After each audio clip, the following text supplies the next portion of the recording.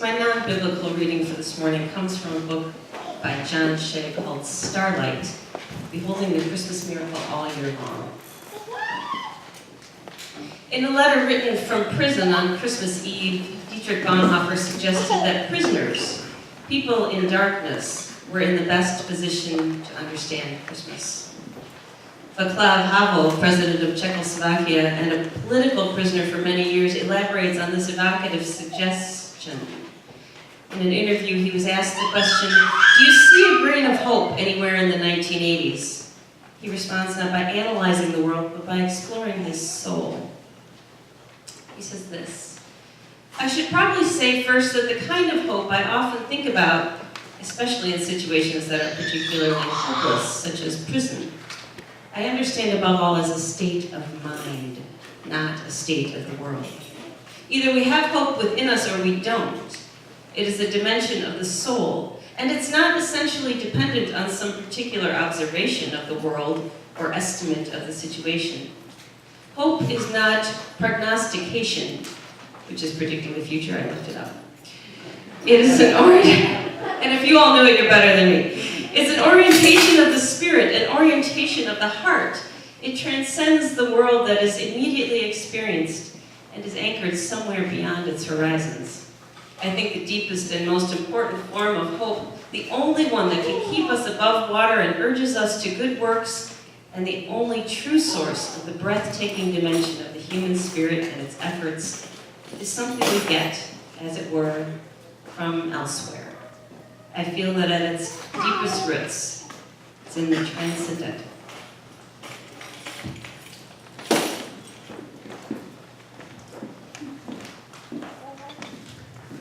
Our reading today is from the Old Testament, the book of Jeremiah, verses 14 through 16. "The days are surely coming, says Yahweh, when I will bestow on Israel and Judah all the blessings I promised them.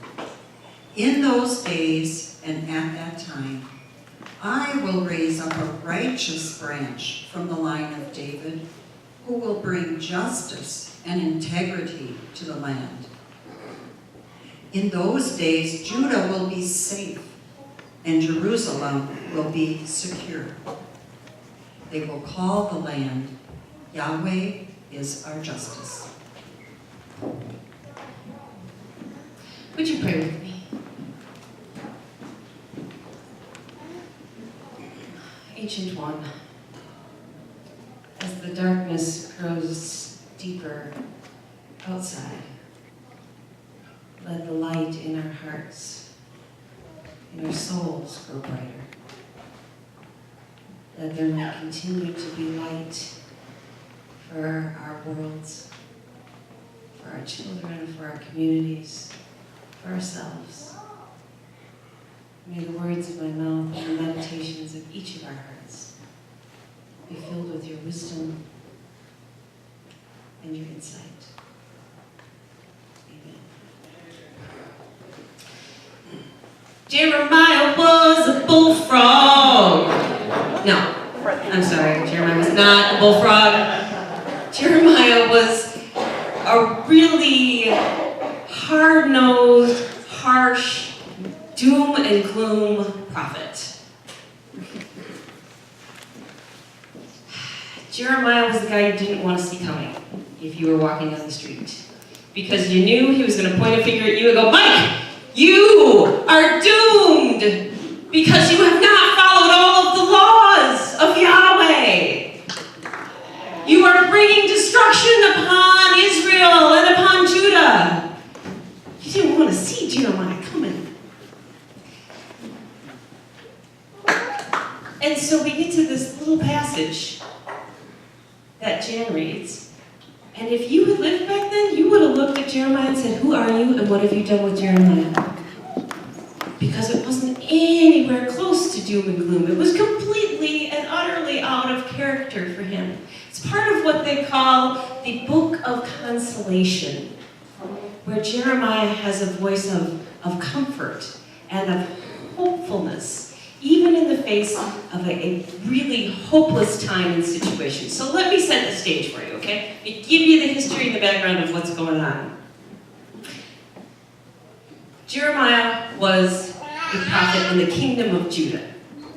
Okay, now the Jewish people were split up into two kingdoms, the northern kingdom and the southern kingdom. The northern kingdom was Israel, which was like north of Jerusalem and going north. And then Judah encompassed the area of Jerusalem and to the south. All of that land known way back then as the Fertile Crescent, right? Great trade route. And so it was conquered over and over and over again by different rulers and different empires who wanted to control that area. And they always conquered it with bloodshed. It was not a fun time. And so in the time leading up to Jeremiah, and now we're talking about 587 BCE, before the Common Era, the land had gone back and forth in the last couple of generations. The people were worn out. And they were pretty much at the mercy of the rulers and the empires. They had no say. They just hoped to survive the next conquest. And at the time Jeremiah is preaching, the Babylonian Empire is the newest threat. And they're basically at the gates. And the Babylonian Empire is huge. There is no hope to come out of that not being conquered. And as we know historically, Jerusalem will be conquered, the city will be destroyed, the temple will be destroyed, and all of the people who have any sort of skill or trade or money will be taken into exile into Babylon, leaving behind the poor and the infirm and anybody else who basically wasn't worth anything to the empire. It marked the end of the kingdom of Judah. And this is what Jeremiah has been talking about. He's been saying, this is coming. We're going to be destroyed. There is going to be nothing left. And yet, in the midst of all of this, Jeremiah does a really bizarre thing. Just before this passage, the page before in my Bible, Jeremiah buys land. Like, who thought that was a good idea? Oh, the Babylonians are going to take us over. I've been telling everybody this. I'm going to get thrown off into exile, but I think I'll buy land. It's the most hopeful thing he could possibly do. To say, in spite of, in the face of this huge threat, I believe in a future for the kingdom of Judah. I believe that, and he goes on to say, that there is going to be peace and prosperity, that there's going to be healing and recovery, that someday the people will come back to Jerusalem and houses will be built again, and there will be land again for the shepherds and for their sheep, that the temple will be rebuilt, and there will be people worshiping there again. I believe, Jeremiah said, that with God nothing is impossible. So we bought a piece of land. And then that brings us to the passage that Jan read this morning, which says, Jeremiah proclaims that a righteous branch will rise up from the kingdom of David. Now, this passage is normally read at the beginning of Advent because in looking back, Christians have said, oh, look, it was prophesied in Jeremiah that Jesus was coming and he was going to be the righteous branch from the king of David. I'm sorry to crush all of your... all of that, but basically Jeremiah was referring to the community that would rise up back then, that would live according to God's laws, that would live with honesty and integrity and compassion and justice, a community that would bring hope. And the message for us is that we're still that community called to bring hope by living with compassion and with integrity and with justice. And we're called to be that even in the face of hopelessness. And there's plenty of hopelessness in the world today. And perhaps there always has been. And in each age, it always feels worse than in the next age. But all we have to do is look around. If you look around, what makes you hopeless these days? And maybe you all have gone around. In what way? It's just so far from serving people. Okay, so we've lost a sense of the greater good, I think. Lack of truth. Lack of truth.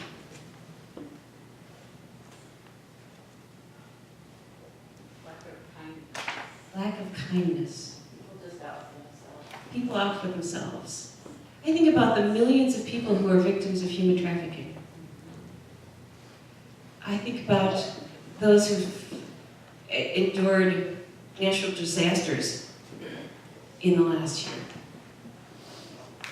I think about the fact that 38% of people will be diagnosed with cancer at some point in their lifetime.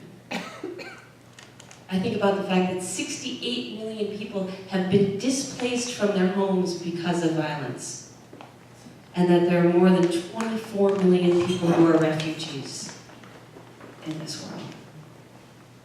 I think about the opioid crisis. And that last year in the US alone, 70,000 people overdosed on heroin.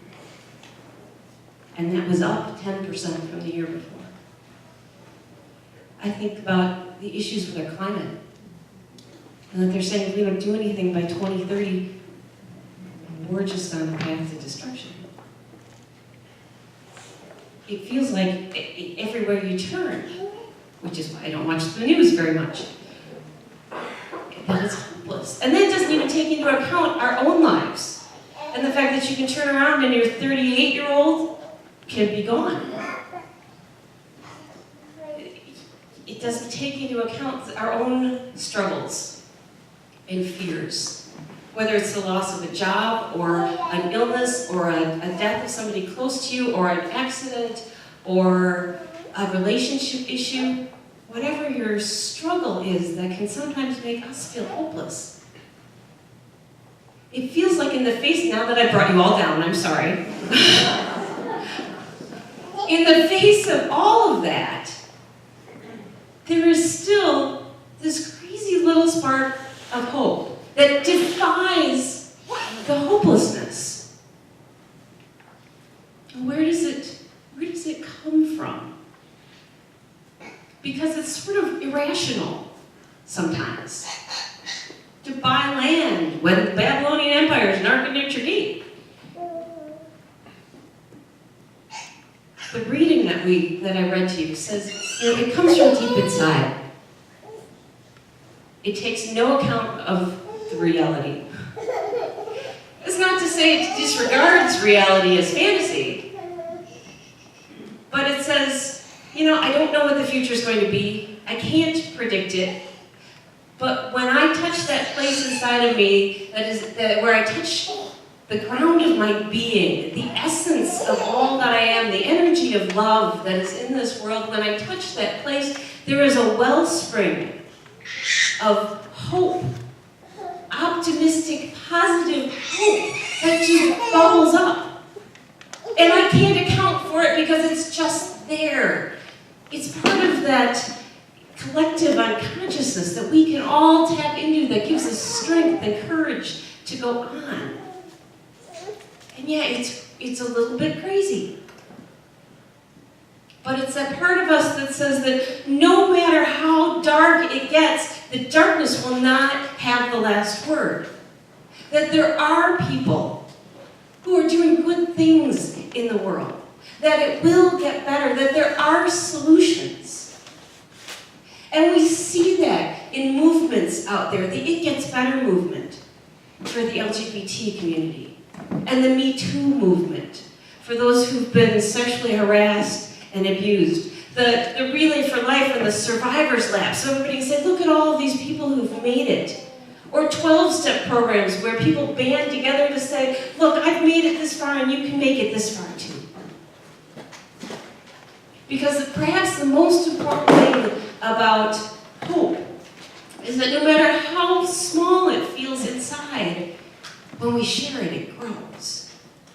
Even if our hope feels like that tiny little single candle burning in the darkest night where there is no moon and no stars, that one little flame is enough to light everybody else's little flame and light up the night. And that gives us hope. And even when our little flame goes out altogether, there was someone else who can light ours up again. What brings you hope? Name one thing that brings you hope. Oh boy. Jenny. I gave blood yesterday and just seeing all kinds of people donating blood for strangers. Absolutely. So for all of you who can't give blood without passing out, I am extremely grateful. John. A baby's smile. A baby's smile. How do you see that? Do you feel that? I have to ask. Is it an energy? Yeah. Okay. Good for you. Just Right? waking up with freedom. Waking up with freedom. Young people. Music brings us hope. Our pets. There's hope everywhere, in just the littlest things. You know, in spring when the flower blooms and the butterflies come out and the robins come back. There are all these wonderful things that bring us hope. In 2004, December 2004, after that huge tsunami hit, there were faith communities all around the world who gave money for tsunami relief. But there was one particular Buddhist community in British Columbia that went above and beyond.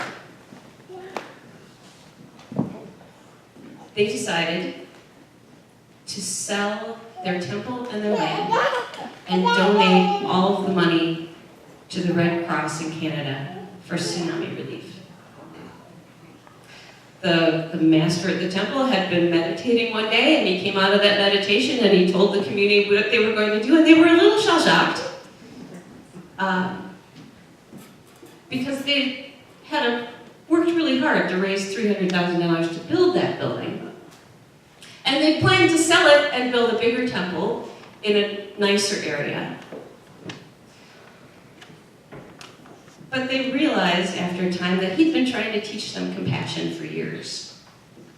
And what greater lesson on compassion was there than to give of everything that you have for people who are hopeless? To bring hope to people who are hopeless. And there was a story going around Facebook not long ago about 18-year-old Paige Hunter, who had attempted suicide a number of times and had finally gotten the help she needed and was feeling better about the world and about herself and wanted somehow to bring that little bit of hope that she had found to other people. One of the things she had contemplated doing was jumping off the Wearmouth Bridge in England. A popular spot, apparently, with suicide attempts. And she wanted to somehow reach other people who were going through what she went through, and so she started writing handwritten notes and laminating them and tying them up on the bridge. You know, it gets better. Don't give up. The world is better without you. Or without you. Whoa, that was really bad. Let's just roll the tape back. The world is better. You all knew what I meant, right? Take two. I'll tell you my other bloopers later if you find me a coffee hour. The world is better with you. Oh my goodness. There's hope. There is hope that I will get my foot out of my mouth eventually.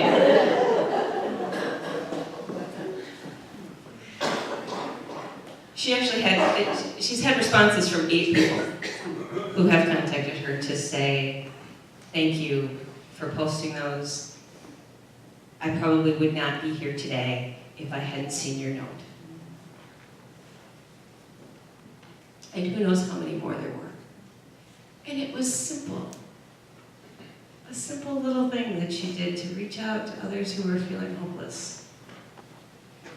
It's sharing that little tiny light that we have so that more lights light up in the world. So whether you're, buying land or selling temples or writing notes, whether a baby is born, there is hope in the midst of the darkness. Let your hope be shared with others. And if you feel like your little light's gone out, boy, look around, because there's somebody who can light it for you. Watch for the Spirit and who they send into your life. Because somehow I believe that even when we're at our lowest point, someone is entering in to lift us up and to bring us hope. Amen.